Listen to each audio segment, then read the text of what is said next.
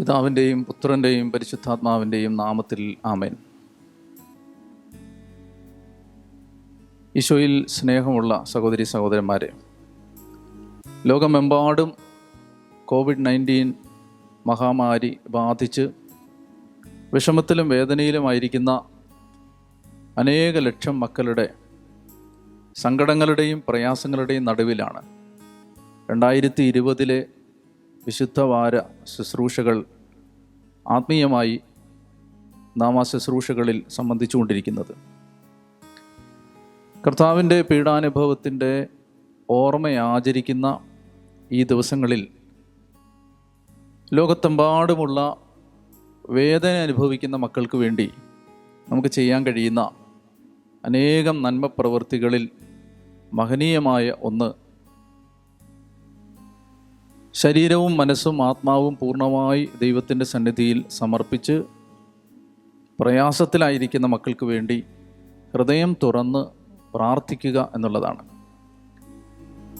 അതിശക്തമായ പ്രാർത്ഥന ദേശാന്തരങ്ങളിൽ കർത്താവിൻ്റെ സന്നിധിയിലേക്ക് നിലവിളികളായി ഉയർന്നുകൊണ്ടിരിക്കുന്ന ഒരു സമയത്താണ് നമ്മൾ ഈ വിശുദ്ധവാര ശുശ്രൂഷകളിൽ സംബന്ധിക്കുന്നത്. ദേവാലയങ്ങളിൽ പോയി പ്രാർത്ഥിക്കാൻ സാധിക്കാത്ത സന്ദർഭത്തിൽ ആത്മീയമായി നാം ഈ ശുശ്രൂഷകളിൽ ആത്മാവിൽ പങ്കെടുത്തുകൊണ്ടിരിക്കുകയാണ്. ജോഷുവായുടെ പുസ്തകം 3-ാം അധ്യായം 5-ാം തിരുവചനം പരിശുദ്ധാത്മാവ് ഇപ്രകാരം വെളിപ്പെടുത്തുന്നു. ജോഷുവ ജനത്തോട് പറഞ്ഞു, നിങ്ങൾ നിങ്ങളെ തന്നെ വിശുദ്ധീകരിക്കുക, നാളെ കർത്താവ് നിങ്ങളുടെ ഇടയിൽ അത്ഭുതം പ്രവർത്തിക്കും. ദൈവജനം തങ്ങളെ തന്നെ വിശുദ്ധീകരിക്കുമ്പോൾ ദൈവത്തിൻ്റെ അത്ഭുതം കാണാൻ ഇടയാവും. ജെറീക്കോ പട്ടണത്തിലേക്ക് പ്രവേശിക്കുന്നതിന് തൊട്ടു മുമ്പ്, കാനാൻ ദേശത്ത് കാലുകുത്തുന്നതിന് തൊട്ടു മുമ്പ് ജോഷുവ ജനത്തോട് പറയുന്ന വാക്കുകളാണിത്. ദൈവം നൽകിയ വാഗ്ദത്ത ദേശത്ത് കാലുകുത്തും മുമ്പ് ദൈവജനം തങ്ങളെ തന്നെ വിശുദ്ധീകരിക്കാൻ ജോഷുവയിലൂടെ പരിശുദ്ധാത്മാവ് ആവശ്യപ്പെടുകയാണ്. നിങ്ങൾ നിങ്ങളെ തന്നെ വിശുദ്ധീകരിച്ചാൽ കർത്താവ് നാളെ നിങ്ങളുടെ ഇടയിൽ അത്ഭുതം പ്രവർത്തിക്കും. ലോകമെമ്പാടും വേദന അനുഭവിക്കുന്ന മക്കൾക്ക് വേണ്ടി നമുക്ക് ചെയ്യാൻ കഴിയുന്ന മഹനീയമായ ഒരു കാര്യമാണ് നമ്മളെ തന്നെ അനുതാപത്തോടെ പ്രായശ്ചിത്തത്തിൻ്റെ അരൂപിയിൽ വിശുദ്ധീകരിക്കുക എന്നുള്ളത്. പെസഹ തിരുനാളിൽ പരിശുദ്ധ കുർബാന സ്വീകരിച്ച് കർത്താവിൻ്റെ ശരീരരക്തങ്ങളിൽ പങ്കുചേർന്ന്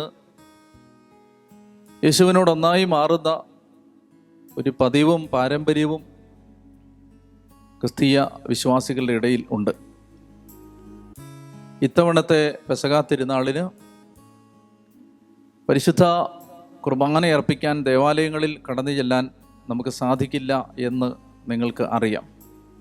ഈ സന്ദർഭത്തിൽ ആത്മീയമായി നമ്മൾ ആ പരിശുദ്ധ ബലിയർപ്പണത്തിൽ പങ്കെടുക്കുന്നതിന് ഒരുക്കമായി നമ്മൾ നമ്മുടെ ജീവിതത്തിലെ കുറവുകളെല്ലാം കണ്ടെത്തി കർത്താവിൻ്റെ സന്നിധിയിൽ ഏറ്റുപറയുന്നത്, ദൈവസന്നിധിയിൽ എല്ലാ പാപത്തിനും പരിഹാരം അപേക്ഷിച്ച് പ്രാർത്ഥിക്കുന്നത് ദേശത്ത് വലിയ അനുഗ്രഹത്തിനും നമ്മുടെ ജീവിതത്തിൻ്റെ ആത്മീയ ഉണർവിനും ഉത്കർഷത്തിനും സഹായിക്കും. സുഭാഷിതങ്ങളുടെ പുസ്തകം 28-ാം അധ്യായം 13-ാമത്തെ തിരുവചനം എങ്ങനെയാണ്? തെറ്റുകൾ മറച്ചു വെക്കുന്നവന് ഐശ്വര്യം ഉണ്ടാവില്ല, അവ ഏറ്റുപറഞ്ഞ് ഉപേക്ഷിക്കുന്നവന് കരുണ ലഭിക്കും. വചനം ഓർമ്മപ്പെടുത്തുകയാണ്, തെറ്റുകൾ മറച്ചു വെക്കുന്നവന് ഐശ്വര്യമുണ്ടാവില്ല, അവ ഏറ്റുപറഞ്ഞ് ഉപേക്ഷിക്കുന്നവന് കരുണ ലഭിക്കും. അപ്പോൾ ദൈവത്തിൻ്റെ കരുണ ലോകം മുഴുവനിലേക്കും ഒഴുകി ഇറങ്ങുന്നതിന് ഏറ്റവും അനുഗ്രഹപ്രദമായ കാര്യമാണ്. ജീവിതത്തിൽ നമുക്ക് സംഭവിച്ചു പോയ ചെറുതും വലുതുമായ അപരാധങ്ങളെ, നമ്മുടെ പാപങ്ങളെ വിശുദ്ധീകരിക്കാൻ നമ്മിലേക്ക് കരുണ ചൊരിയുന്ന കർത്താവിൻ്റെ തിരുമുമ്പിൽ ഏറ്റുപറയുക എന്നുള്ളത്. 32-ാം സങ്കീർത്തനത്തിൽ ദൈവത്തിൻ്റെ വചനം ഇപ്രകാരം വെളിപ്പെടുത്തുന്നുണ്ട്: അതിക്രമങ്ങൾക്ക് മാപ്പും പാപങ്ങൾക്ക് മോചനവും ലഭിച്ചവൻ ഭാഗ്യവാൻ. കർത്താവ് കുറ്റം ചുമത്താത്തവനും ഹൃദയത്തിൽ വഞ്ചനയില്ലാത്തവനും ഭാഗ്യവാൻ.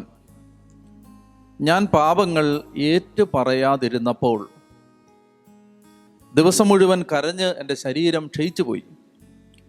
രാവും പകലും അങ്ങയുടെ കരം എൻ്റെ മേൽ പതിച്ചിരുന്നു. വേനൽക്കാലത്ത് ചൂടുകൊണ്ടെന്ന പോലെ എൻ്റെ ശക്തി വരണ്ടുപോയി. എൻ്റെ പാപം അവിടുത്തോട് ഞാൻ ഏറ്റുപറഞ്ഞു. എൻ്റെ അകൃത്യം ഞാൻ മറച്ചു വച്ചില്ല. എൻ്റെ അതിക്രമങ്ങൾ കർത്താവിനോട് ഞാൻ ഏറ്റുപറയും എന്ന് ഞാൻ പറഞ്ഞു. അപ്പോൾ എൻ്റെ പാപം അവിടുന്ന് ക്ഷമിച്ചു. പാപങ്ങൾ ഏറ്റുപറയാതിരുന്നപ്പോൾ ദിവസം മുഴുവൻ കരഞ്ഞ് എൻ്റെ ശരീരം ക്ഷയിച്ചു പോയി. രാവും പകലും അങ്ങയുടെ കരം എൻ്റെ മേൽ പതിച്ചിരുന്നു. വേനൽക്കാലത്ത് ചൂടുകൊണ്ടെന്ന പോലെ എൻ്റെ ശക്തി വരണ്ടുപോയി. എൻ്റെ പാപം അവിടുത്തോട് ഞാൻ ഏറ്റുപറഞ്ഞു. എൻ്റെ അകൃത്യം ഞാൻ മറച്ചു വച്ചില്ല. എൻ്റെ അതിക്രമങ്ങൾ കർത്താവിനോട് ഏറ്റുപറയും എന്ന് ഞാൻ തീരുമാനിച്ചു. അപ്പോൾ എൻ്റെ പാപം അവിടുന്ന് ക്ഷമിച്ചു. പാപങ്ങൾ ഏറ്റുപറയുന്നത് വലിയ ദൈവാനുഗ്രഹത്തിനും ദൈവകൃപയുടെ വർധനവിനും നമ്മളെ സഹായിക്കും എന്നാണ് 32-ാം സങ്കീർത്തനം നമ്മെ ഓർമ്മിപ്പിക്കുന്നത്. യോഹന്നാൻ ശ്ലീഹ എഴുതിയ 1-ാമത്തെ ലേഖനത്തിൽ 6 മുതലുള്ള വാക്യങ്ങൾ ഇപ്രകാരം പറയുന്നു: ദൈവത്തിൽ അന്ധകാരമില്ല. അവിടുത്തോട് കൂട്ടായ്മയുണ്ടെന്ന് പറയുകയും അതേസമയം അന്ധകാരത്തിൽ നടക്കുകയും ചെയ്താൽ നാം വ്യാജം പറയുന്നവരാകും, സത്യം പ്രവർത്തിക്കുന്നുമില്ല. അവിടുന്ന് പ്രകാശത്തിലായിരിക്കുന്നത് പോലെ നമ്മളും പ്രകാശത്തിൽ സഞ്ചരിക്കുന്നെങ്കിൽ നമുക്ക് പരസ്പരം കൂട്ടായ്മയുണ്ടാകും. അവിടുത്തെ പുത്രനായ യേശുവിൻ്റെ രക്തം എല്ലാ പാപങ്ങളിൽ നിന്നും നമ്മെ ശുദ്ധീകരിക്കുന്നു. നമുക്ക് പാപമില്ലെന്ന് നാം പറഞ്ഞാൽ അത് ആത്മവഞ്ചനയാകും. അപ്പോൾ നമ്മിൽ സത്യമില്ലെന്ന് വരും. എന്നാൽ നാം പാപങ്ങൾ ഏറ്റു പറയുന്നെങ്കിൽ അവൻ വിശ്വസ്തനും നീതിമാനുമാകയാൽ പാപങ്ങൾ ക്ഷമിക്കുകയും എല്ലാ അനീതികളിൽ നിന്നും നമ്മെ ശുദ്ധീകരിക്കുകയും ചെയ്യും. നാം പാപങ്ങൾ ഏറ്റു പറയുമെങ്കിൽ, ഈ വചനങ്ങളെല്ലാം സൂചിപ്പിക്കുന്നത് നാം പാപങ്ങൾ ഏറ്റു പറയണം എന്നാണ്. പാപത്തെക്കുറിച്ച് അനുതപിക്കണം. പാപങ്ങൾ കർത്താവിൻ്റെ പരിശുദ്ധ കൂദാശയിൽ ഏറ്റുപറഞ്ഞ് പ്രാർത്ഥിക്കണം. നാം പാപങ്ങൾ ഏറ്റുപറയുമെങ്കിൽ അവൻ വിശ്വസ്തനും നീതിമാനുമാകയാൽ പാപങ്ങൾ ക്ഷമിക്കുകയും എല്ലാ അനീതികളിൽ നിന്നും നമ്മെ ശുദ്ധീകരിക്കുകയും ചെയ്യും. യാക്കോബ് ശ്ലീഹായുടെ ലേഖനം 5-ാമത്തെ അധ്യായം 16-ാമത്തെ വാക്യം ഇപ്രകാരം പറയുന്നു. യാക്കോബിൻ്റെ ലേഖനം 5-ാം അധ്യായം 16-ാം തിരുവചനം: നിങ്ങൾ സൗഖ്യം പ്രാപിക്കാനായി പരസ്പരം പാപങ്ങളേറ്റു പറയുകയും പ്രാർത്ഥിക്കുകയും ചെയ്യുവിൻ.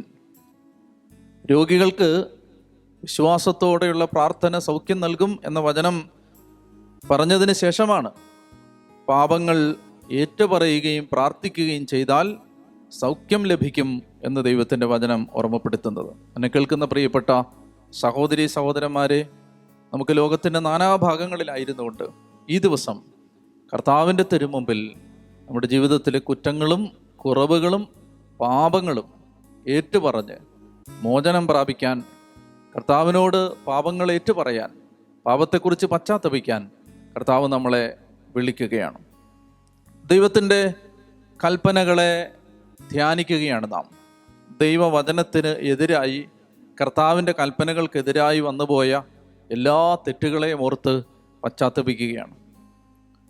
നിയമാവർത്തന പുസ്തകം 6-ാമത്തെ അധ്യായം 4-ാമത്തെ വാക്യത്തിൽ ദൈവം നൽകുന്ന ഏറ്റവും പ്രധാനപ്പെട്ട കൽപ്പന ദൈവത്തിൻ്റെ വചനം പറഞ്ഞു തരികയാണ്. നിയമാവർത്തന പുസ്തകം 6-ാം അധ്യായം 4-ാം തിരുവചനം: ഇസ്രായേലേ കേൾക്കുക. നമ്മുടെ ദൈവമായ കർത്താവ് ഒരേ ഒരു കർത്താവാണ്. നിങ്ങളുടെ ദൈവമായ കർത്താവിനെ പൂർണ്ണ ഹൃദയത്തോടും പൂർണ്ണാത്മാവോടും പൂർണ്ണ ശക്തിയോടും കൂടെ സ്നേഹിക്കണം. ഇസ്രായേലേ കേൾക്കുക. ഇസ്രായേലിൻ്റെ ചരിത്രത്തിലെ ഏറ്റവും പ്രധാനപ്പെട്ട ദൈവം നൽകിയ കൽപ്പന ഇതാണ്: ഇസ്രായേലേ കേൾക്കുക, നിങ്ങളുടെ ദൈവമായ കർത്താവിനെ പൂർണ്ണ ഹൃദയത്തോടും പൂർണ്ണാത്മാവോടും പൂർണ്ണ ശക്തിയോടും കൂടെ സ്നേഹിക്കണം. മർക്കോസിൻ്റെ സുവിശേഷത്തിൽ 12-ാമത്തെ അധ്യായത്തിൽ ഒരു നിയമജ്ഞൻ വന്ന് യേശുവിനെ പരീക്ഷിക്കാൻ വേണ്ടി ചോദിക്കുന്ന ഒരു ചോദ്യമുണ്ട്. ഗുരു, നിത്യജീവൻ അവകാശമാക്കുവാൻ ഞാൻ എന്താണ് ചെയ്യേണ്ടത്? മർക്കോസിൻ്റെ സുവിശേഷത്തിൽ 12-ാമത്തെ അധ്യായത്തിൽ 28 മുതലുള്ള വാക്യങ്ങളിലാണ്. ഒരു നിയമജ്ഞൻ വന്ന് അവരുടെ വിവാദം കേട്ടു. അവൻ നന്നായി ഉത്തരം പറയുന്നുവെന്ന് മനസ്സിലാക്കി അവനോട് ചോദിച്ചു, എല്ലാറ്റിലും പ്രധാനമായ കൽപ്പന ഏതാണ്? യേശു പ്രതിവചിച്ചു, ഇതാണ് ഒന്നാമത്തെ കൽപ്പന. ഇസ്രായേലേ, കേൾക്കുക, നമ്മുടെ ദൈവമായ കർത്താവാണ് ഏക കർത്താവ്. നീ നിന്റെ ദൈവമായ കർത്താവിനെ പൂർണ്ണ ഹൃദയത്തോടും പൂർണ്ണാത്മാവോടും പൂർണ്ണ മനസ്സോടും പൂർണ്ണ ശക്തിയോടും കൂടെ സ്നേഹിക്കുക. പ്രിയപ്പെട്ട സഹോദരങ്ങളെ, ഒന്നാമതായി കർത്താവിൻ്റെ തിരുമുമ്പിൽ നാം അനുതപിക്കേണ്ടത് ദൈവത്തെ പൂർണ്ണ ഹൃദയത്തോടെ സ്നേഹിക്കാൻ നമുക്ക് സാധിച്ചില്ലെങ്കിൽ അതിനെക്കുറിച്ചാണ്. ദൈവത്തെക്കാൾ ഉപരി നമ്മൾ സ്ഥാനം പ്രാധാന്യം നൽകിയ എല്ലാ കാര്യങ്ങളും കർത്താവിൻ്റെ സ്നേഹത്തിൽ നിന്ന് നമ്മളെ അകറ്റിക്കളഞ്ഞതാണ്. യോഹന്നാന്റെ സുവിശേഷം 21-ാമത്തെ അധ്യായത്തിൽ 15 മുതലുള്ള വാക്യങ്ങളിൽ സ്വർഗാരോഹണത്തിന് തൊട്ട് മുമ്പ് ഈശോ മിശിഹ പത്രോസിനെ വിളിച്ച് ചോദിക്കുന്ന ചോദ്യം ലോകത്തിൻ്റെ നാനാഭാഗങ്ങളിലിരിക്കുന്ന നമ്മളോട് ഈശോ ചോദിക്കുന്നുണ്ട്. യോഹന്നാന്റെ സുവിശേഷം 21-ാം അധ്യായം 15 മുതലുള്ള വാക്യങ്ങളിൽ, യോഹന്നാന്റെ പുത്രനായ ശിമയോനെ, നീ ഇവരെക്കാൾ അധികമായി എന്നെ സ്നേഹിക്കുന്നുവോ? രണ്ടാമതും ചോദിക്കുകയാണ്, യോഹന്നാന്റെ പുത്രനായ ശിമയോനെ, നീ എന്നെ സ്നേഹിക്കുന്നുവോ? മൂന്നാം പ്രാവശ്യവും ചോദിക്കുകയാണ്, യോഹന്നാന്റെ പുത്രനായ ശിമയോനെ, നീ എന്നെ സ്നേഹിക്കുന്നുവോ? ഇതാണ് ദൈവത്തിൻ്റെ ചോദ്യം. നമ്മുടെ ദൈവം ചോദിക്കുന്ന ചോദ്യം ഇതാണ്. യോഹന്നാന്റെ പുത്രനായ ശിമയോനെ, നീ ഇവരെക്കാൾ അധികമായി, ഇവയേക്കാൾ അധികമായി എന്നെ സ്നേഹിക്കുന്നുവോ? ദൈവത്തിനെതിരെ നമുക്ക് ചെയ്യാൻ സാധിക്കുന്ന ഏറ്റവും വലിയ തെറ്റ് ദൈവത്തെ പൂർണ്ണ ഹൃദയത്തോടെ സ്നേഹിക്കാതിരിക്കുക എന്നുള്ളതാണ്. ദൈവത്തെ സ്നേഹിക്കാതിരിക്കുന്നത്, ദൈവത്തെ ബഹുമാനിക്കാതിരിക്കുന്നത്, ദൈവത്തിന് ഒന്നാമത്തെ സ്ഥാനം ഹൃദയത്തിൽ കൊടുക്കാതിരിക്കുന്നതാണ് ഏറ്റവും വലിയ പാപം. കർത്താവേ, അങ്ങേ സ്നേഹിക്കാതെ പോയ എല്ലാ സന്ദർഭങ്ങളെയും ഓർത്ത് മാപ്പ് ചോദിക്കുന്നുവെന്ന് കർത്താവിനോട് നമുക്ക് ഏറ്റുപറയണം. ദൈവത്തെക്കാൾ ഉപരി ജോലിക്കോ പ്രശസ്തിക്കോ പദവിക്കോ സ്ഥാനമാനങ്ങൾക്കോ പണത്തിനോ വ്യക്തികൾക്കോ ഒക്കെ ദൈവത്തെക്കാൾ ഉപരി സ്ഥാനം നൽകിയ സാഹചര്യങ്ങളെല്ലാം ഓർത്ത് കർത്താവിൻ്റെ സന്നിധിയിൽ നാം പശ്ചാത്തപിക്കണം. ദൈവത്തെ സ്നേഹിക്കുക എന്നുള്ളതാണ് ഒന്നാമത്തെ കൽപ്പന. പൂർണ്ണഹൃദയത്തോടും പൂർണ്ണാത്മാവോടും പൂർണ്ണശക്തിയോടും കൂടെ ദൈവത്തെ സ്നേഹിക്കണം. ഒരുപാട് തിരക്കിട്ട് നാം ഇങ്ങനെ ജീവിത വ്യഗ്രതകളിൽ ഓടുമ്പോൾ ദൈവത്തിൻ്റെ പ്രാധാന്യം, ദൈവത്തോടുള്ള സ്നേഹം നമ്മുടെ ജീവിതത്തിൽ നഷ്ടപ്പെട്ടു പോകാൻ സാധ്യതയുണ്ട്. യോഹന്നാൻ്റെ 1-ാം ലേഖനത്തിൽ 2-ാമത്തെ അധ്യായത്തിൽ യോഹന്നാൻ ശ്ലീഹ പറയുന്നുണ്ട്. യോഹന്നാൻ്റെ 1-ാം ലേഖനം 2-ാമത്തെ അധ്യായം 15-16 വാക്യങ്ങൾ, ലോകത്തെയോ ലോകത്തിലുള്ള വസ്തുക്കളെയോ നിങ്ങൾ സ്നേഹിക്കരുത്. ആരെങ്കിലും ലോകത്തെ സ്നേഹിച്ചാൽ പിതാവിൻ്റെ സ്നേഹം അവനിൽ ഉണ്ടായിരിക്കുകയില്ല. ലോകത്തെയോ ലോകത്തിലുള്ള വസ്തുക്കളെയോ നിങ്ങൾ സ്നേഹിക്കരുത്. ആരെങ്കിലും ലോകത്തെ സ്നേഹിച്ചാൽ പിതാവിൻ്റെ സ്നേഹം അവനിൽ ഉണ്ടായിരിക്കുകയില്ല. എന്തെന്നാൽ ജഡത്തിൻ്റെ ദുരാശ, കണ്ണുകളുടെ ദുരാശ, ജീവിതത്തിൻ്റെ അഹന്ത, ഇങ്ങനെ ലോകത്തിലുള്ളതൊന്നും പിതാവിൻ്റേതല്ല, പ്രത്യുത ലോകത്തിൻ്റേതാണ്. നമുക്ക് ഈ നിമിഷങ്ങളിൽ കർത്താവിൻ്റെ സന്നിധിയിൽ പശ്ചാത്തപിച്ച് പ്രാർത്ഥിക്കണം. കർത്താവെ, അങ്ങേക്കാൾ ഉപരിയായി ഞങ്ങൾ ലോകത്തെയും ലോകവസ്തുക്കളെയും ലോകത്തിലുള്ള വ്യക്തികളെയും ഞങ്ങൾ ജോലിയെയും പണത്തെയും സ്ഥാനമാനങ്ങളെയും ഞങ്ങൾ ചെയ്യുന്ന കാര്യങ്ങളെയും ഞങ്ങളുടെ ശുശ്രൂഷകളെയും കർത്താവെ, ദൈവത്തെക്കാൾ ഉപരി ഞങ്ങൾ എന്തിനെല്ലാം സ്നേഹിച്ചിട്ടുണ്ടോ അതെല്ലാം ഓർത്ത് കർത്താവെ, പൂർണ്ണ ഹൃദയത്തോടെ അങ്ങേ സ്നേഹിക്കാതിരുന്നതോർത്ത് ഞങ്ങൾ അങ്ങയോട് മാപ്പ് ചോദിക്കുന്നു. ഞങ്ങളോട് കരുണയായിരിക്കണമേ എന്ന് ഞങ്ങൾ പ്രാർത്ഥിക്കുന്നു.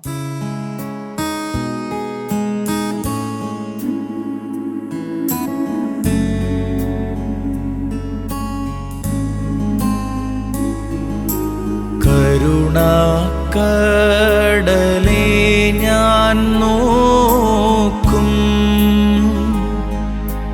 ദേവാത്തനയായൻ പാപം പെരുകി പിഴകൾ വർദ്ധിച്ചയ്യോ,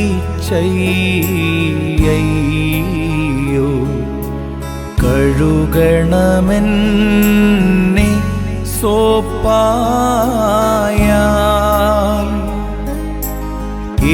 ഏകണമെൻ ബാഷ്പാൽ വെണ്മ പിതൃസ്നേഹത്താൽ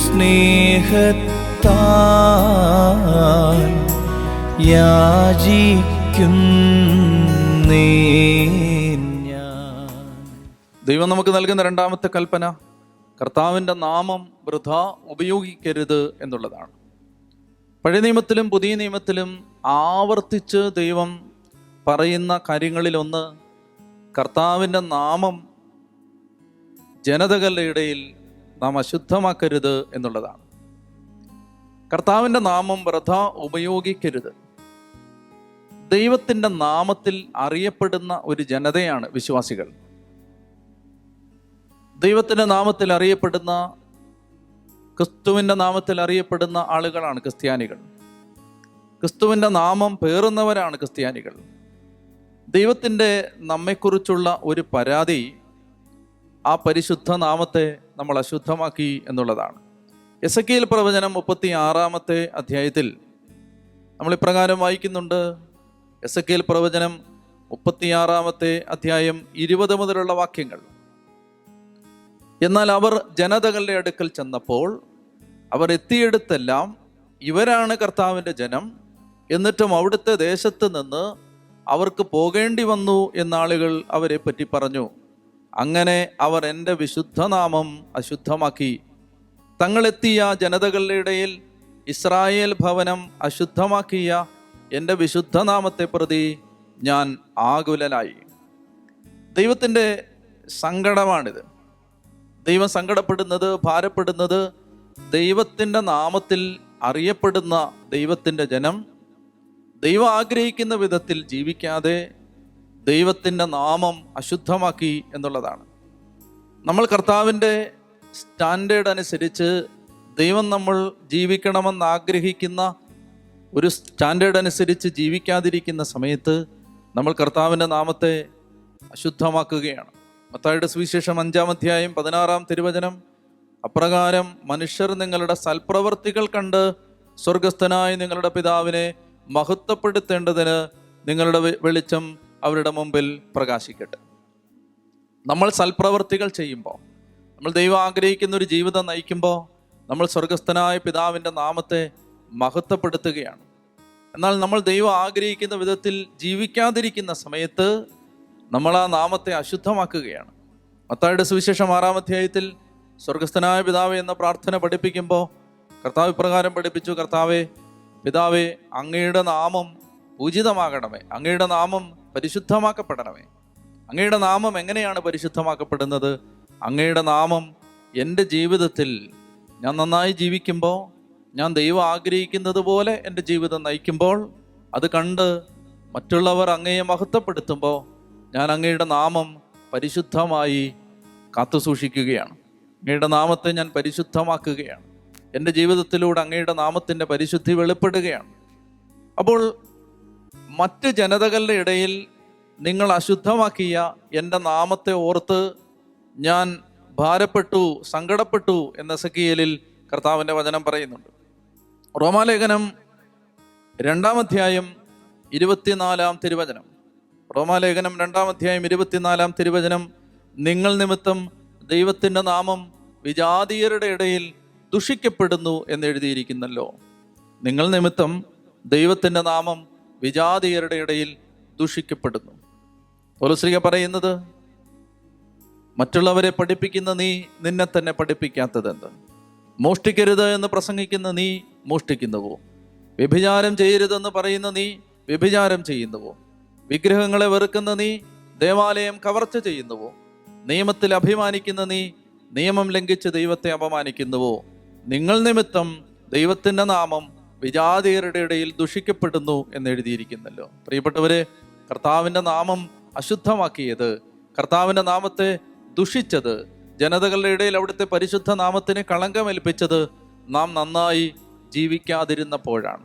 ദൈവം ആഗ്രഹിക്കുന്നത് പോലെ വിശുദ്ധിയിലും വിശ്വാസത്തിലും പരസ്നേഹത്തിലും നമ്മൾ ജീവിക്കാതിരുന്നപ്പോഴാണ് ദൈവത്തിൻ്റെ നാമത്തെ നമ്മൾ അശുദ്ധമാക്കിയത്. ഈ നിമിഷങ്ങളിൽ കർത്താവിൻ്റെ സന്നിധിയിൽ മാപ്പ് ചോദിക്കണം. കർത്താവെ, ഇന്നോളമുള്ള എൻ്റെ ജീവിതത്തിൽ അങ്ങയുടെ നാമത്തെ മറ്റുള്ളവർ മഹത്വപ്പെടുത്തുന്ന വിധത്തിൽ ജീവിക്കാൻ കഴിയാതെ പോയ, സാക്ഷ്യമായി മാറുന്ന വിധത്തിൽ ജീവിക്കാൻ പറ്റാതിരുന്ന കർത്താവെ, അനേകർ എൻ്റെ ജീവിതത്തിൻ്റെ നന്മ കണ്ടങ്ങയെ മഹത്വപ്പെടുത്തുമാറ് എൻ്റെ ജീവിതത്തെ നന്മയിൽ നയിക്കാൻ പറ്റാതെ പോയ എല്ലാ സാഹചര്യങ്ങളെയും സന്ദർഭങ്ങളെയും ഓർത്ത് ഈശോയെ അങ്ങയോട് ഞങ്ങൾ മാപ്പ് ചോദിക്കുകയാണ്.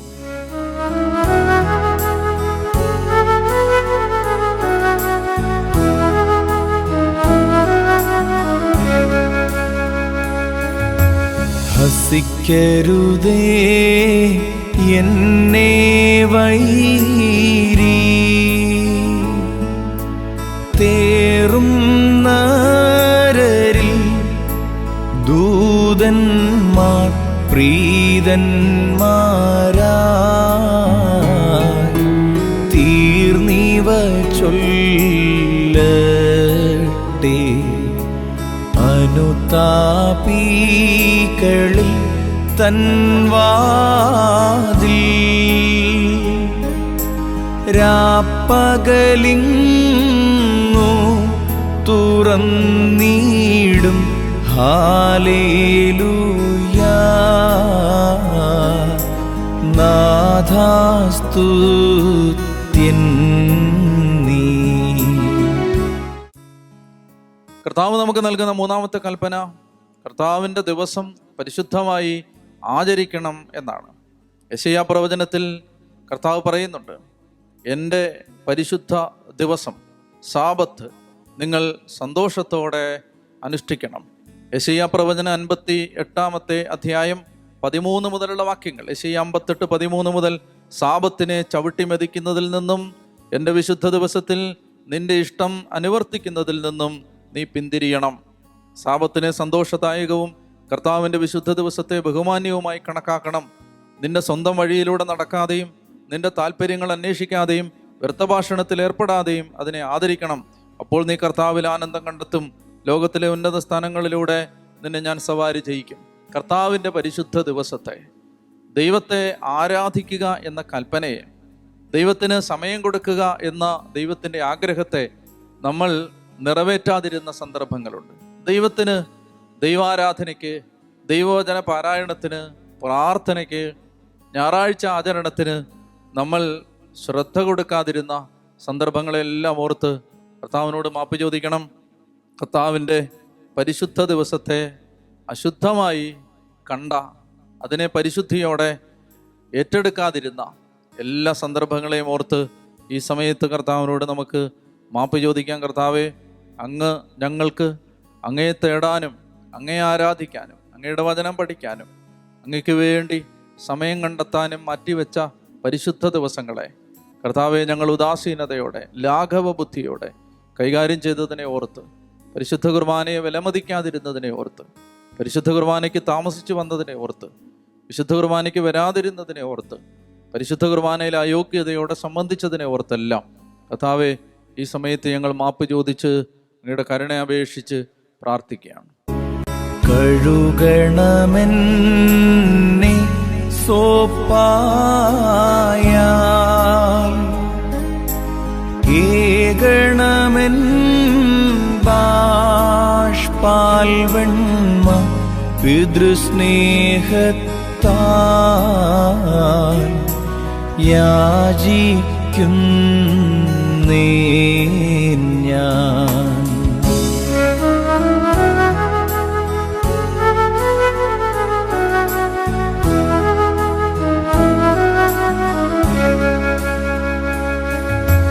ഹസിക്കരുതേ എന്നെ വൈരി തേറും നരരിൽ ദൂതന്മാർ പ്രീതന്മാരാ തീർന്നിവ ചൊല്ലട്ടെ അനുതാപികളിൽ തൻവാതിൽ രാപ്പകലിങ്. കർത്താവ് നമുക്ക് നൽകുന്ന നാലാമത്തെ കൽപ്പന കർത്താവ് നമുക്ക് നൽകിയ മാതാപിതാക്കന്മാരെ ബഹുമാനിക്കണം എന്ന കൽപ്പനയാണ്. പ്രഭാഷകന്റെ പുസ്തകത്തിൽ 3-ാമത്തെ അധ്യായത്തിൽ ഒരു അധ്യായം മുഴുവൻ മാതാപിതാക്കന്മാരോടുള്ള കടമകൾ വിവരിക്കുകയാണ്. പിതാവിനെ വാക്കിലും പ്രവൃത്തിയിലും ബഹുമാനിക്കണം, അമ്മയെ സന്തോഷിപ്പിക്കണം. പിതാവിനെ ബഹുമാനിക്കുന്നവൻ മഹത്വം ആർജിക്കും, അമ്മയെ അനാദരിക്കുന്നവൻ അപകീർത്തിക്കിരയാകും. ഇങ്ങനെ ആ അധ്യായത്തിൻ്റെ ആദ്യ ഭാഗം മുഴുവൻ, പ്രഭാഷകന്റെ പുസ്തകം 3-ാം അധ്യായത്തിൻ്റെ 16-ാമത്തെ വാക്യം വരെ മാതാപിതാക്കന്മാരോടുള്ള കടമകൾ ദൈവത്തിൻ്റെ വചനം ഓർമ്മിപ്പിക്കുകയാണ്.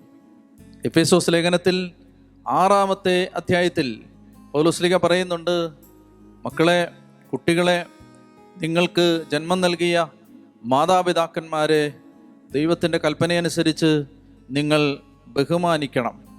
ദീർഘായുസ് നിങ്ങൾക്ക് ലഭിക്കാൻ നിങ്ങൾ മാതാവിനെയും പിതാവിനെയും ബഹുമാനിക്കണം.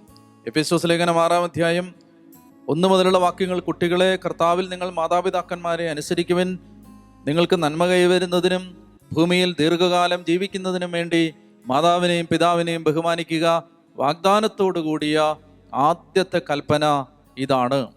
സുഭാഷിതങ്ങളുടെ പുസ്തകത്തിൽ 20-ാമത്തെ അധ്യായത്തിൽ മാതാപിതാക്കന്മാരെ ബഹുമാനിക്കാതിരിക്കുന്നതിൻ്റെ ദുരന്തഫലങ്ങളും ദൈവത്തിൻ്റെ വചനം വെളിപ്പെടുത്തി തരുന്നുണ്ട്. സുഭാഷിതങ്ങൾ 20-ാം അധ്യായം 20-ാമത്തെ വാക്യം, അപ്പനെയോ അമ്മയോ പ്രാകുന്നവൻ്റെ വിളക്ക് കൂരിരുട്ടിൽ കെട്ടുപോകും. സുഭാഷിതങ്ങളുടെ പുസ്തകത്തിൽ തന്നെ 30-ാമത്തെ അധ്യായം 17-ാമത്തെ വാക്യത്തിലും ദൈവത്തിൻ്റെ വചനം പറയുന്നുണ്ട്, പിതാവിനെ പരിഹസിക്കുകയും അമ്മയെ അവജ്ഞയോടെ ധിക്കരിക്കുകയും ചെയ്യുന്നവൻ്റെ കണ്ണ് മലങ്കാക്കുകൾ കൊത്തിപ്പറിക്കുകയും കഴുകന്മാർ തിന്നുകയും ചെയ്യും. അക്ഷരാർത്ഥത്തിൽ എടുക്കേണ്ട വാക്യങ്ങളല്ലിത്.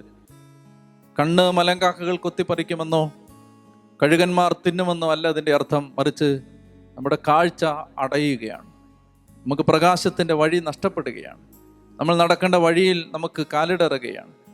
മാതാപിതാക്കന്മാരുടെ അനുഗ്രഹം നമ്മൾ നടക്കുന്ന വഴികളെ പ്രകാശമുള്ളതാക്കും, നമ്മുടെ കണ്ണ് ഇരുണ്ടു പോകാതിരിക്കാൻ സഹായിക്കും. അതുകൊണ്ട് നമുക്ക് ജന്മം നൽകിയ മാതാപിതാക്കന്മാരെയും നമ്മളെ പഠിപ്പിച്ച അധ്യാപകരെയും മുതിർന്നവരെയും വൃദ്ധരെയും നമ്മൾ അധികാരത്തിന് വിധേയപ്പെട്ടിരിക്കാൻ ദൈവം നമുക്ക് തന്ന മേലധികാരികളെയും എല്ലാം കർത്താവിൻ്റെ നാമത്തിൽ സ്നേഹിക്കാതെയും ബഹുമാനിക്കാതെയും ഇരുന്ന എല്ലാ സന്ദർഭങ്ങളെയും ഓർത്ത്, കർത്താവെ, ഈ സമയത്ത് മാപ്പ് ചോദിക്കുന്നു എന്ന് ഈശോയോട് പറയാം. കർത്താവിൻ്റെ കരുണ അപേക്ഷിക്കാം. മാതാപിതാക്കന്മാരെ കർത്താവിൻ്റെ കരങ്ങളിൽ സമർപ്പിച്ചുകൊണ്ട്, കർത്താവെ, ഞങ്ങൾ മൂലം അവർ വേദനിക്കാനിടയായ എല്ലാ സാഹചര്യങ്ങളെയും ഓർത്ത് ഞങ്ങൾ മാപ്പ് ചോദിക്കുന്നു. കർത്താവെ, ഞങ്ങളുടെ മേൽ കരുണയാവണമേ എന്ന് പ്രാർത്ഥിക്കുന്നു.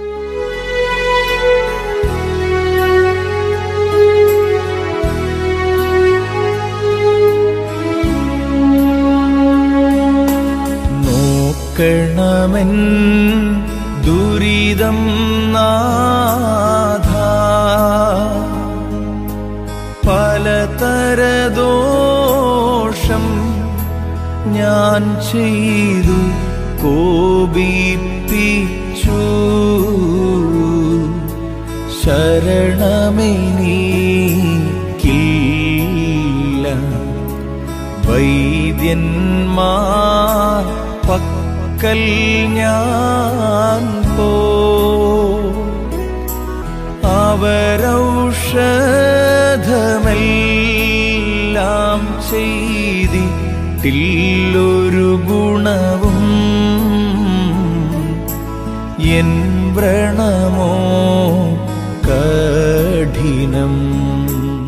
ദൈവം നമുക്ക് നൽകിയ 5-ാമത്തെ കൽപ്പന കൊല്ലരുത് എന്ന കൽപ്പനയാണ്.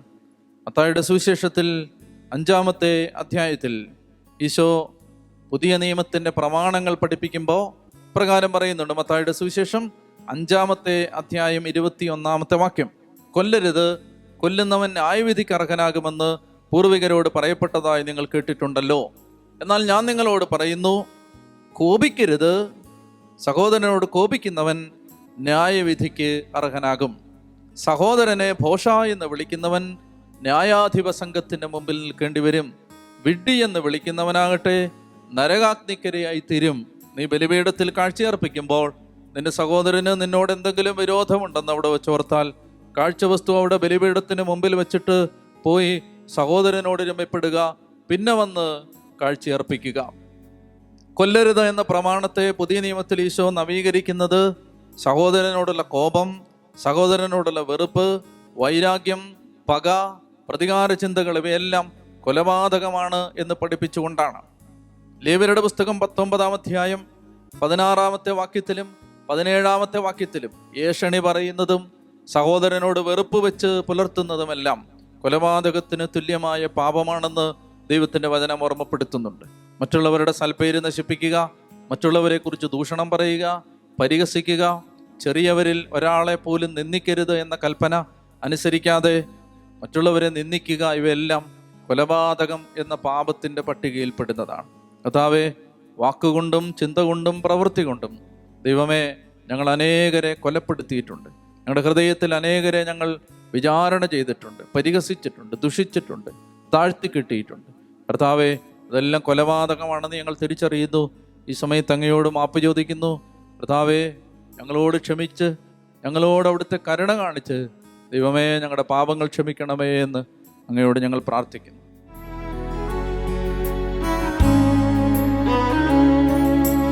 നൽവൈദ്യാ നിന്നെയും നിൻ ഔഷധഗുണവും ഞാൻ കേട്ടു. നിങ്കൽ വരുന്നോ സുഖമേൽക്കും നൂനം. എൻ പാപത്തിൽ ഞാൻ ചാകാം. ഇടയാകരുതയ്യോ നാഥ, എൻ ബാഷ്പങ്ങൾ ചൊരിഞ്ഞിടും നീ പോ.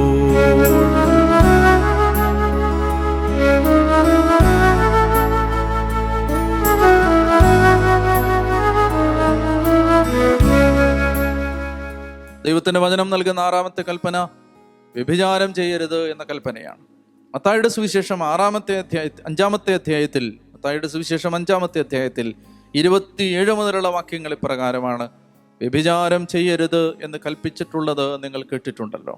എന്നാൽ ഞാൻ നിങ്ങളോട് പറയുന്നു, ആസക്തിയോടെ സ്ത്രീയെ നോക്കുന്നവൻ ഹൃദയത്തിൽ അവളുമായി വ്യഭിചാരം ചെയ്തു കഴിഞ്ഞു. വലത്ത് കണ്ണ് നിനക്ക് പാപഹേതുവാകുന്നെങ്കിൽ അത് ചൂഴ്ന്നെടുത്തെറിഞ്ഞു കളയുക.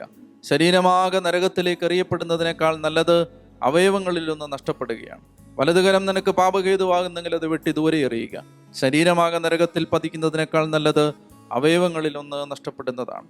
ആസക്തിയോടെ സ്ത്രീയെ നോക്കുന്നവൻ ഹൃദയത്തിൽ അവളുമായി വ്യഭിചാരം ചെയ്തു കഴിഞ്ഞു. ശരീരത്തിൻ്റെ മേഖലയിൽ വന്നുപോയ എല്ലാ അശുദ്ധികളെയും പാപങ്ങളെയും ഓർത്ത് കർത്താവിൻ്റെ സന്നിധിയിൽ നമുക്ക് അനുതപിച്ച് മാപ്പ് ചോദിക്കണം.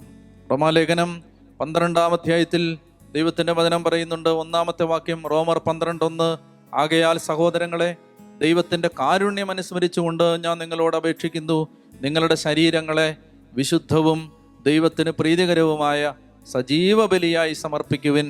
ഇതായിരിക്കണം നിങ്ങളുടെ യഥാർത്ഥമായ ആരാധന. ശരീരങ്ങളെ ഒരു ബലിയായി സമർപ്പിക്കുന്നത് യഥാർത്ഥമായ ആരാധനയാണെന്നാണ് ദൈവത്തിൻ്റെ വചനം പഠിപ്പിക്കുന്നത്. തെസ്സലോനിക്ക ലേഖനം 1-ാം ലേഖനം 1 തെസ്സലോനിക്കർ 4-ാമത്തെ അധ്യായം 3 മുതലുള്ള വാക്യങ്ങൾ പ്രകാരം പറയുന്നു: നിങ്ങളുടെ വിശുദ്ധീകരണമാണ് ദൈവം അഭിലഷിക്കുന്നത്. അസാൻമാർഗികതയിൽ നിന്ന് നിങ്ങൾ ഒഴിഞ്ഞു മാറണം.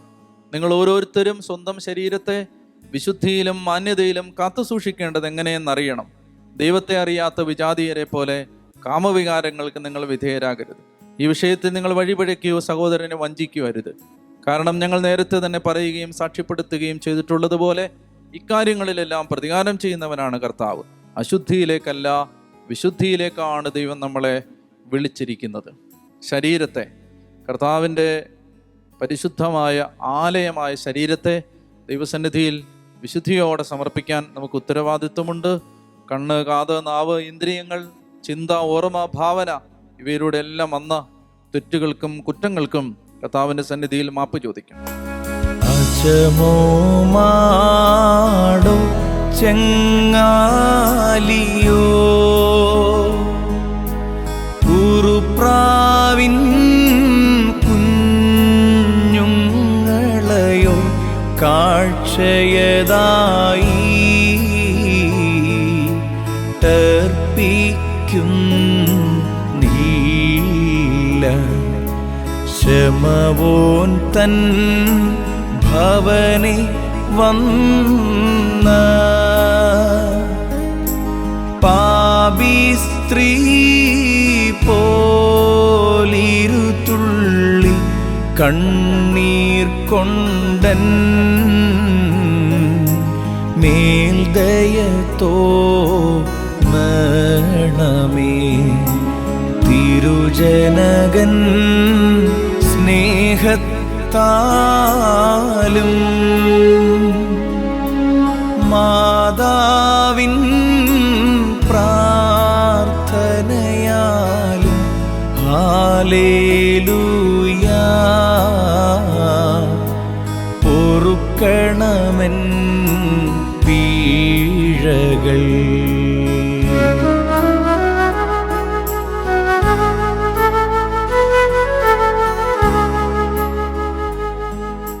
തുടർന്നുള്ള കൽപ്പനകൾ കർത്താവ് പറയുന്നത് മോഷ്ടിക്കരുത്.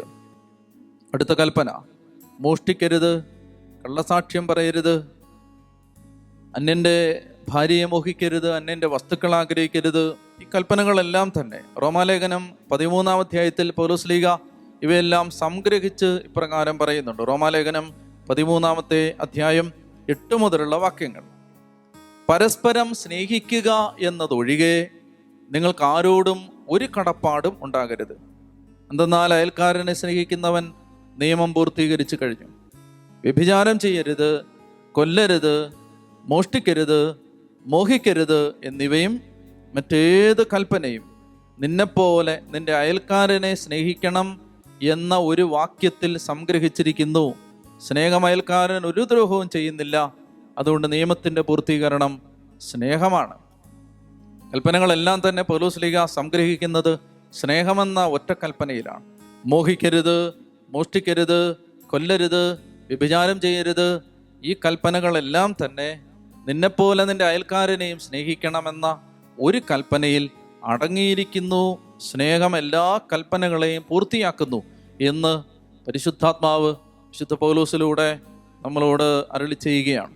പ്രിയപ്പെട്ടവരെ, വേലക്കാരുടെ കൂലി കൊടുക്കാതിരിക്കുന്നത്, അഗതികളെ, അനാഥരെ, വിധവകളെ, പരദേശികളെ പീഡിപ്പിക്കുന്നത്, മറ്റുള്ളവരുടെ സമ്പത്ത് തട്ടിയെടുക്കുന്നത്, അർഹതയില്ലാത്ത സമ്പത്ത് കൈക്കലാക്കുന്നത്, കൈക്കൂലി വാങ്ങുന്നത്, അഴിമതി കാണിക്കുന്നത്, ഇവയെല്ലാം മോഷ്ടിക്കരുത് എന്ന കൽപ്പനയ്ക്കെതിരാണ്.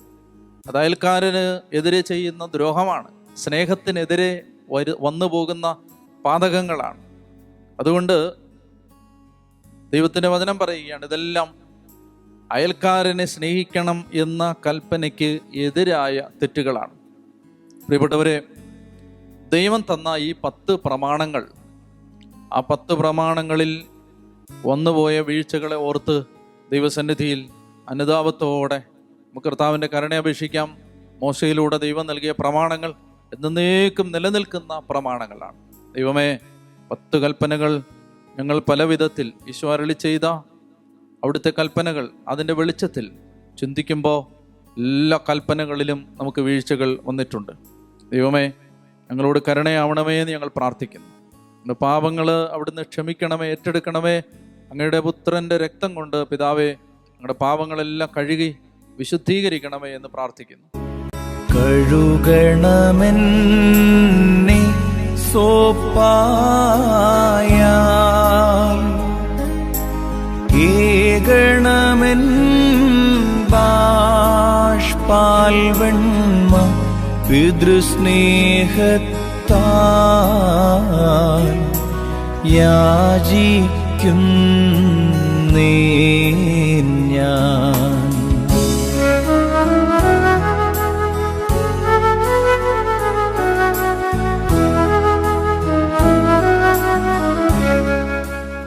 ഗലാത്യ ലേഖനത്തിൽ പൗലോസ്ലീഹ വീണ്ടും ചില കാര്യങ്ങൾ ഓർമ്മിപ്പിക്കുന്നുണ്ട്. ഗലാത്യ ലേഖനം 1-ാമത്തെ അധ്യായം 16 മുതലുള്ള വാക്യങ്ങൾ. ഗലാത്യ ലേഖനം 1-ാം അധ്യായം 16 മുതലുള്ള വാക്യങ്ങൾ: നിങ്ങളോട് ഞാൻ പറയുന്നു, ആത്മാവിൻ്റെ പ്രേരണയനുസരിച്ച് വ്യാപരിക്കുവിൻ, ജഡമോഹങ്ങളെ ഒരിക്കലും തൃപ്തിപ്പെടുത്തരുത്. എന്തെന്നാൽ ജഡമോഹങ്ങൾ ആത്മാവിനെതിരാണ്, ആത്മാവിൻ്റെ അഭിലാഷങ്ങൾ ജഡത്തിനുമെതിരാണ്. അവ പരസ്പരം എതിർക്കുന്നത് നിമിത്തം ആഗ്രഹിക്കുന്നത് പ്രവർത്തിക്കാൻ നിങ്ങൾക്ക് സാധിക്കാതെ വരുന്നു. ആത്മാവ് നിങ്ങളെ നയിക്കുന്നെങ്കിൽ നിങ്ങൾ നിയമത്തിന് കീഴിലല്ല. ജഡത്തിൻ്റെ വ്യാപാരങ്ങൾ എല്ലാവർക്കും അറിയാം. പൗലോസ്ലീഹ മറ്റൊരു പാപത്തിൻ്റെ ലിസ്റ്റ് പറഞ്ഞു തരികയാണ്. ജഡത്തിൻ്റെ വ്യാപാരങ്ങൾ എല്ലാവർക്കും അറിയാം. വ്യഭിചാരം, അശുദ്ധി, ദുർവൃത്തി, വിഗ്രഹാരാധന, ആഭിചാരം, ശത്രുത, കലഹം, അസൂയ, കോപം, മാത്സര്യം, ഭിന്നത, വിഭാഗീയ ചിന്ത, വിദ്വേഷം, മദ്യപാനം, മധുരോത്സവം ഇവയും ഈദൃശമായ മറ്റ് പ്രവൃത്തികളുമാണ്. ഇത്തരം പ്രവൃത്തികളിൽ ഏർപ്പെടുന്നവർ ദൈവരാജ്യം അവകാശപ്പെടുത്തുകയില്ലെന്ന് മുമ്പ് ഞാൻ നിങ്ങൾക്ക് നൽകിയ താക്കീത് ഇപ്പോഴും ആവർത്തിക്കുന്നു. ദൈവത്തിൻ്റെ തിരുമുമ്പിൽ കർത്താവേ, എല്ലാവിധത്തിലും പാപം ചെയ്തു പോയവരാണ്, പാപം വന്നുപോയവരാണ്. കർത്താവേ, കരുണ കാണിക്കണമേ, ക്ഷമിക്കണമേ എന്ന് ആഗ്രഹിച്ച് ഈ സമയത്ത് നമുക്ക് പ്രാർത്ഥിക്കാം. ഹസിക്കരുതേ എന്നെ വൈരി തേറും നരരിൽ ദൂതന്മാർ പ്രീതന്മാരാ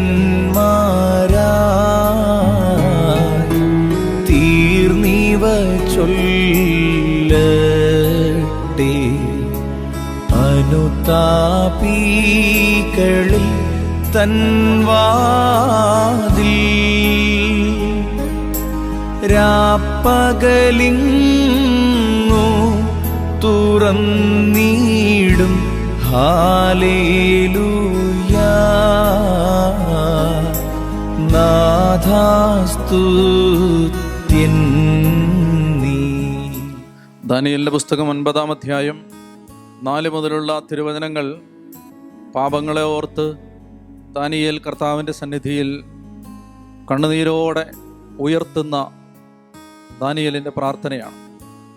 ദാനിയേലിൻ്റെ പുസ്തകം 9-ാം അധ്യായത്തിൽ കർത്താവിൻ്റെ കാരുണ്യം വിശ്വാസത്തോടെ ഏറ്റുപറഞ്ഞുകൊണ്ട് അദ്ദേഹം, കർത്താവേ, ഞങ്ങളുടെ പാപങ്ങൾ ക്ഷമിച്ച് ഞങ്ങളോട് കരുണ കാണിക്കണമേ, ഞങ്ങളുടെ ദേശത്തെ അനുഗ്രഹിക്കണമേ എന്ന് നിലവിളിച്ച് പ്രാർത്ഥിക്കുന്ന പ്രാർത്ഥനാ ഭാഗമാണ്.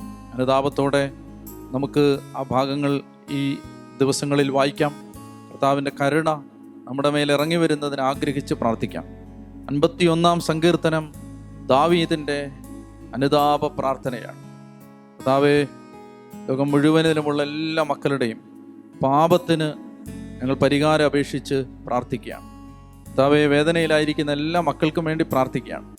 ഈ സമയത്ത് ദൈവമേ, ലോകത്ത് പാപത്തെക്കുറിച്ച് അനുതപിക്കാനാവാതെ കൃപയിലല്ലാതെ ആരെങ്കിലും ആയിരിക്കുന്നുണ്ടെങ്കിൽ അവരുടെ പാപങ്ങൾക്ക് വേണ്ടിയും ഞങ്ങൾ അങ്ങയോട് മാപ്പ് ചോദിക്കുകയാണ്.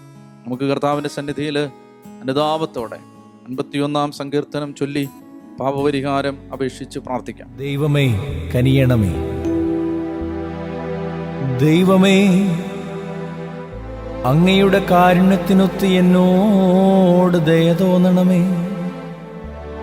അങ്ങയുടെ കാരുണ്യാതിരേകത്തിനൊത്ത് എൻ്റെ അതിക്രമങ്ങൾ മായ്ച്ചു കളയണമേ. എൻ്റെ അകൃത്യം നിശേഷം കഴുകിക്കളയണമേ. എൻ്റെ പാപത്തിൽ നിന്ന് എന്നെ ശുദ്ധീകരിക്കണമേ. എൻ്റെ അതിക്രമങ്ങൾ ഞാൻ അറിയുന്നു. എൻ്റെ പാപം എപ്പോഴും എൻ്റെ കൺമുൻപിലുണ്ട്. അങ്ങേക്കെതിരായി, അങ്ങേക്ക് മാത്രമെതിരായി ഞാൻ പാപം ചെയ്തു. അങ്ങയുടെ മുൻപിൽ ഞാൻ തിന്മ പ്രവർത്തിച്ചു.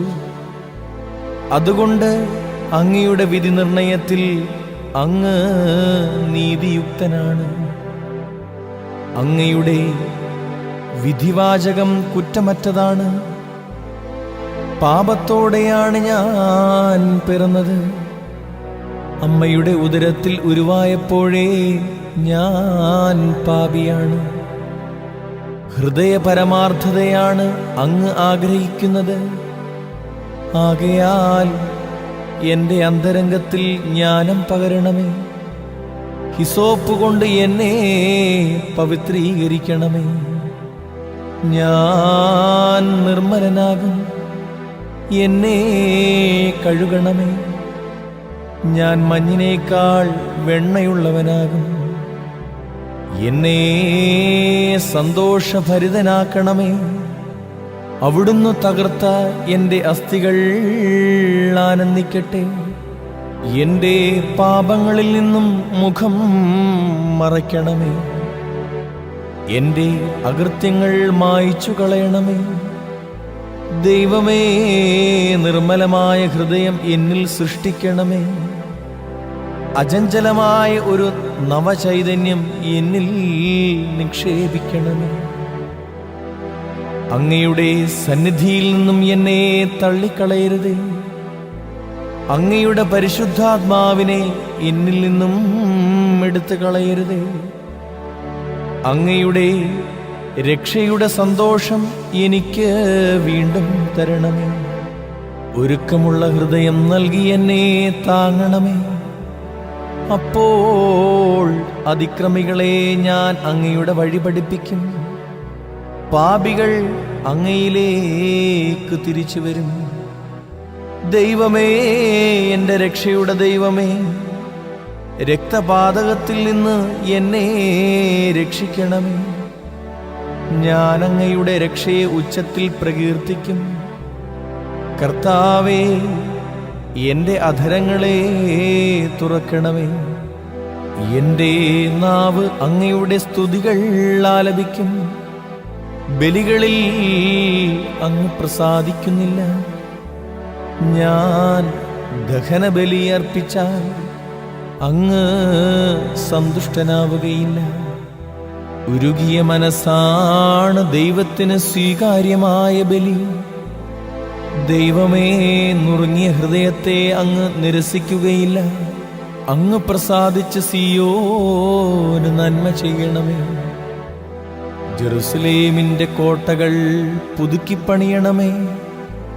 അപ്പോൾ അവിടുന്ന് നിർദ്ദിഷ്ട ബലികളിലും ദഹനബലികളിലും സമ്പൂർണ്ണ ദഹനബലികളിലും പ്രസാദിക്കും. അപ്പോൾ അങ്ങയുടെ ബലിപീഠത്തിൽ കാളകൾ അർപ്പിക്കപ്പെടും. പാർക്കുമോ